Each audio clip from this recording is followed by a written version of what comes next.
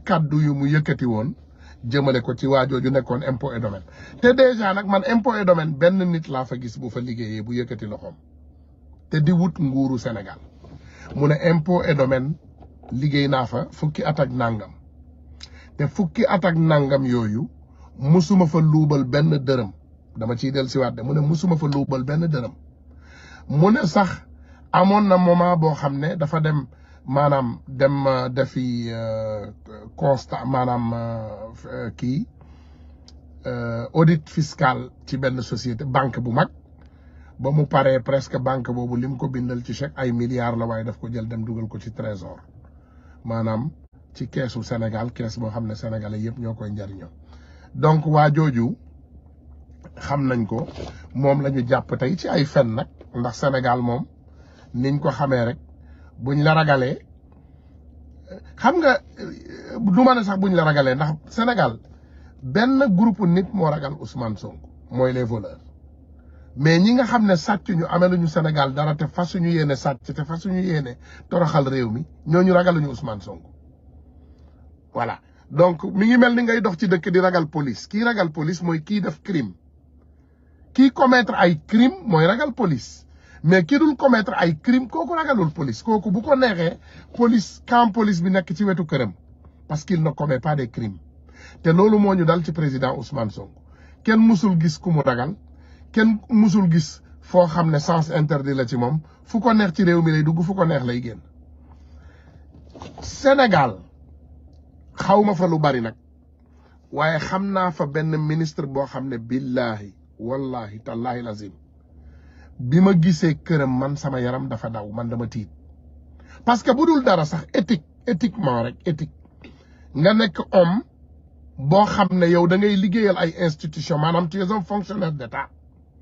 nga dëkk ci kër goo xam ne yow ci sa bopp xam nga ne c'est des milliards et ton salaire et ta vie méngoowul maanaam sa salaire li ngay am yow ak li nga xam ne moom nga ngay dundee méngoowul xam nga Sénégal defoon nañ fi benn erreur bu catastrophique yaruñu faluñu mii kër de newuñu Sénégal nañu fal ki gën a noppi waxuñu lool de newuñu Sénégal nañu fal ki gën a taaru waxuñu lool de moo ñu daloon ci Macky Sall yéen ñi ko regretté woon yéen laay waxalaat benn yoon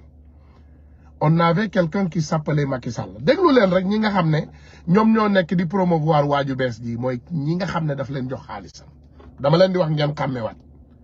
Mati benn pomme et demi booy ba la nekk fële ci Italie ak bandi maanaam les mercenaires de la plume et du micro même nit yooyu rek ñoo nekk di promouvoir waa ji sant Ba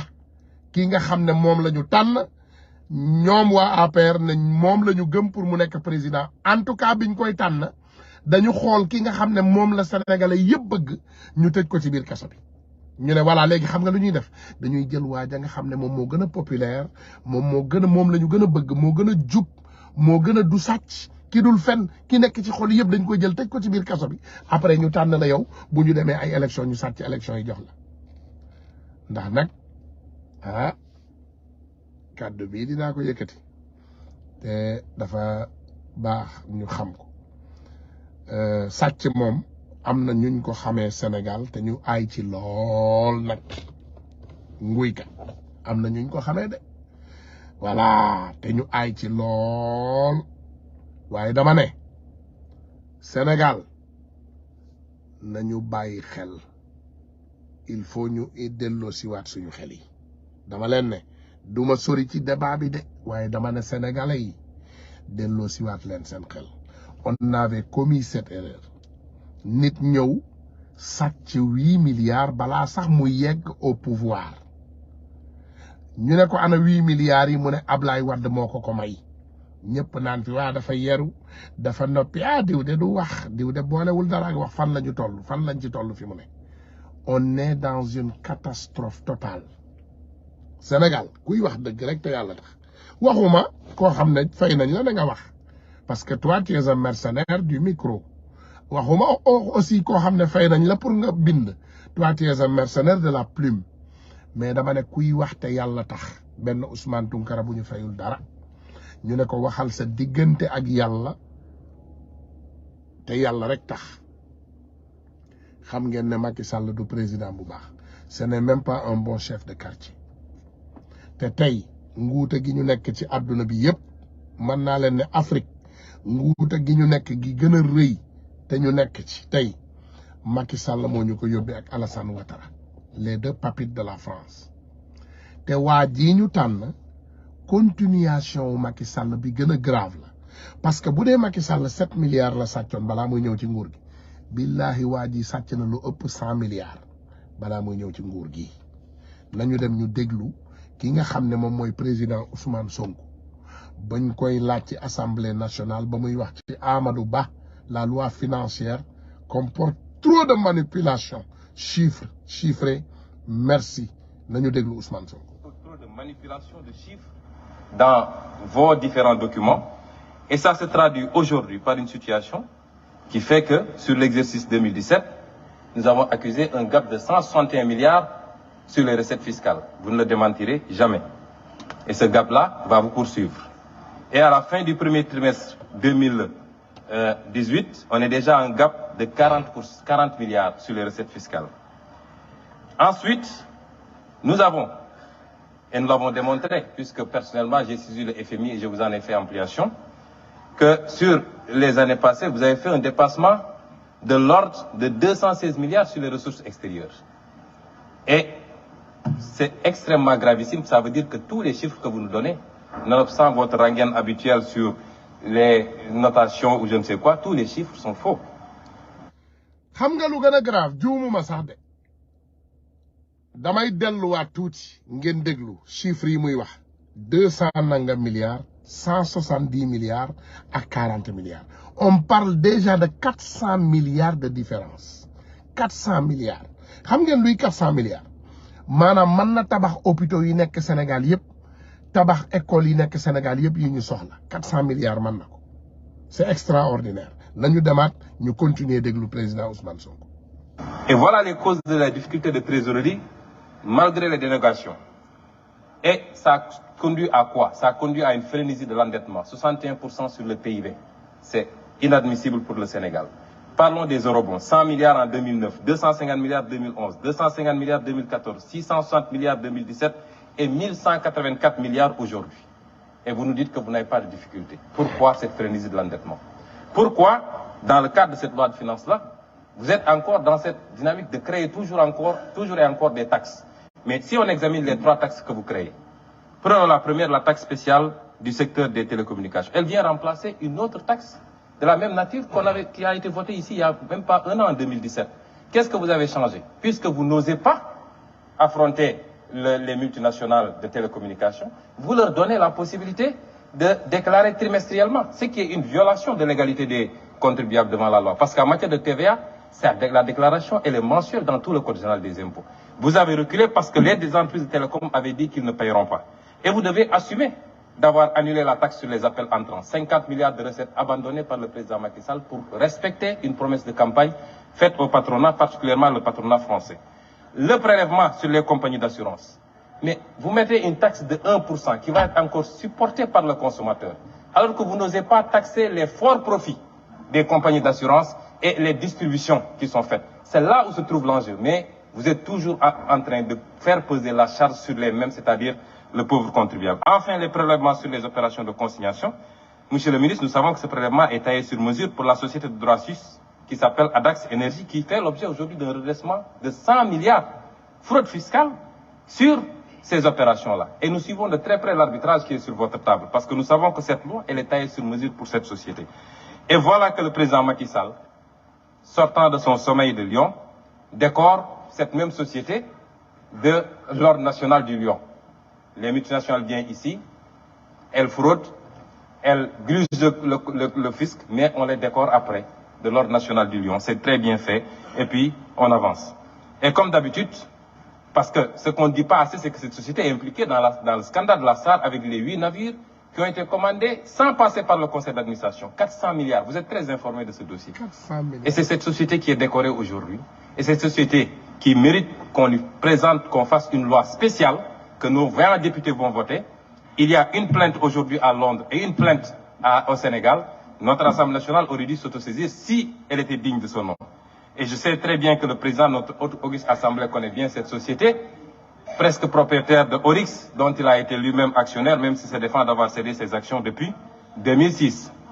Voilà ce qui se cache derrière cette loi de finances rectificative et comment le Sénégal est géré sous Macky Sall, c'est-à-dire c'est les lobbies, c'est les amis, c'est les intérêts et c'est la famille. C'est ça la gestion du Sénégal. Voilà.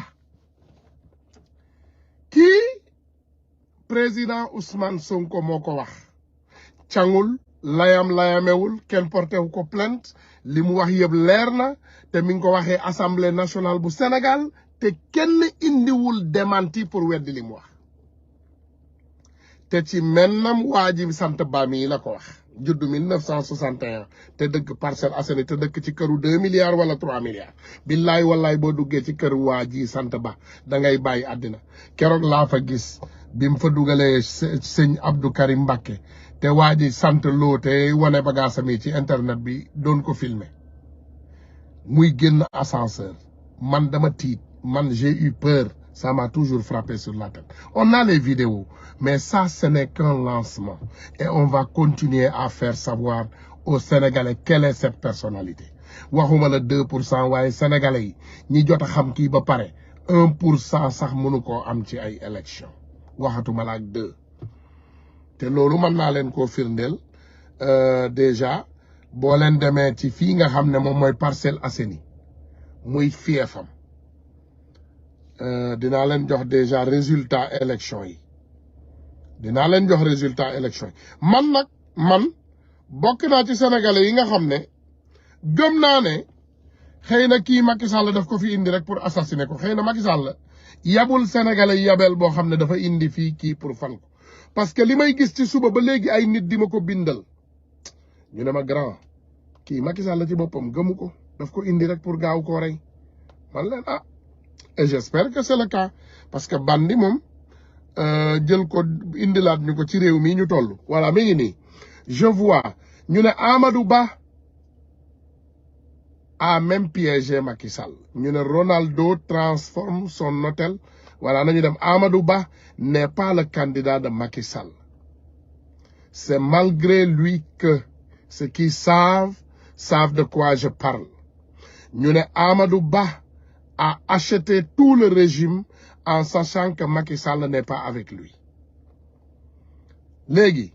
dama bëgg doomu sénégalais yi ngeen bayyi wat xel amna Amia Nouridine El Bachir mu ne Amadou Ba c'est le Bazoum du Sénégal en téléchargement il est révolu le temps où imposer au peuple un président choisi par son prédécesseur en empêchant les autres candidats de conquérir dafa am ben Nigérien bu ma massa wo bi mu déglo Macky Sall wax joxe discoursam bobu ne du nek 3e du def 3e candidature mu ne demal nga xol liko Bazoum bindal Bazoum moko ñëk féliciter mu ne ko sage décision gis nga Bazoum mom mo tanon président Niger bi fa joggé ki nga xamné tay mom mo joggé Niger ki fa nek ni moy Bazoum mais kele benen président bi way nañu ñëwaat ki ko tanon donc Amadou Ba mom moy ki nga xamné Sénégal yépp xam nañu né Macky Sall moko tan pour lan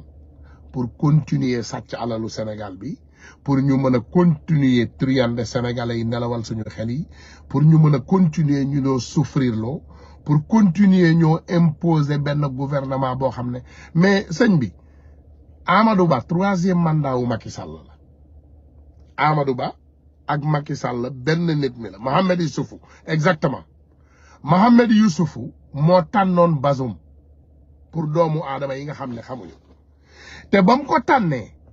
le candidat du peuple ki nga xamné mom la ñepp bëggoon l'opposant dañu fexé lepp luñu man pour barrer opposant bobu bu mu ñëw au pouvoir lan la réew mi mujjé moy coup d'état bi ngeen di gis ni tay ci Niger sëñ bi amul benn sénégalais bu mën a doxal Sénégal boo xam ne di nga fa defaat beneen at ak jeunesse sénégalaise bu déterminé bii ma gis c'est pas possible. amul benn sénégalais muy Amadou Ba ak Massamba Diallo ak Massamba Thiam laa ci yemale.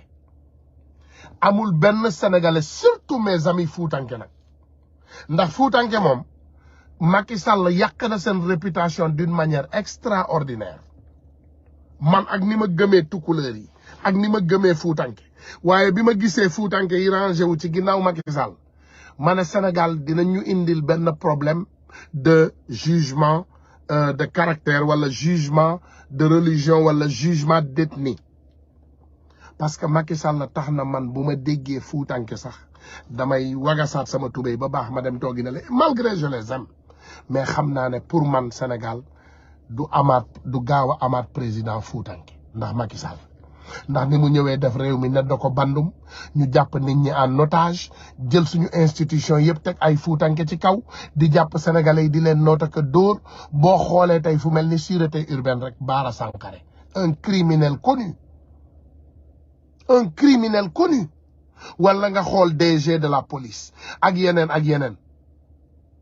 wala nga xool Bakhoum procureur wala nga xool ñeneen ak ñeneen ngay xool nga tànn nga xool tey premier ministre président lépp ne da ko bandu yéen ngeen yaakaar ne tey Sénégal boobu parewaat na pour ñu ne ñun dañuy tànn un imbécile un grand voleur connu ñu naan ñu ay dafa yaru ci lan xanaa du Macky Sall yaru lañ doon dégg yaru ak mii kër c'est deux choses différentes. There is a silent killer and a loud killer. ki nekk ci kaw di bam ki nekk ci suuf di ko rey moo ko gën a grave. xanaa xamu leen pistolet silencieux moo gën a grave pistolet bi def bruit parce que pistolet bii def bruit bu dee tëll ñëpp daw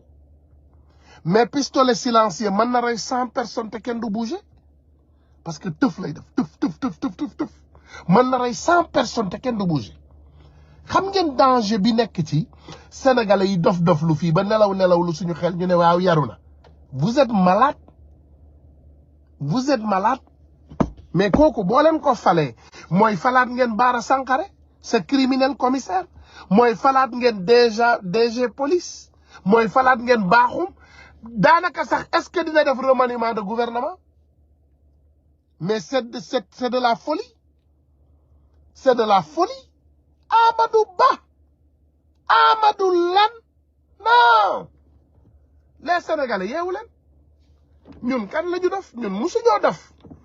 li ma neex ci Sénégal rek mooy ñun musuñoo perte suñuy xel gars yi partagé leen vidéo bi parce que comme ni ma leen ko waxee comme page bi day nelaw lu yàgg boo leen ko partagé wul du gaaw a jóg donc da ngeen koy partagé pour mu jóg parce que ñu bari dañ may ne duñu jot signal comme duñu jot kii bi quoi signal bi donc partagé leen ko massivement ban dof ngeen yaakaar ne ñun lañu dof ba ñun ñu war a jóge ci Macky Sall ne ñun dañuy fal Amadou Ba mais ça c'est la catastrophe la plus pure de l'histoire du Sénégal loolu buñ ko defee billahi wallahi tallahi lazim ngeen defee na sénégalais yaa ngi dee ci géej gi déedéet ci biir réew mi ci boppam la sénégalais yi di commencé na def nii ci suuf si nga ne leen foo jëm ñu ne la Nicaragua c'est grave mon pays va très mal Amadou Ba n'est pas une option Amadou Ba xalaat ko sax danger la